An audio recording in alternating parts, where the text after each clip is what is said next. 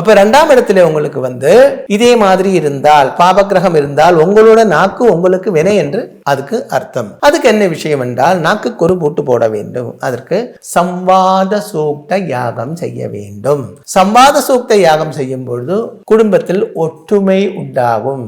ஆனா சம்வாத யூக்த யாகம் பண்ணும்போது நீங்க மறுபடி சத்தம் போட்டுட்டு இருக்கக்கூடாது. அதுக்கு கொஞ்சம் கண்ட்ரோல் பண்ண வேண்டும்.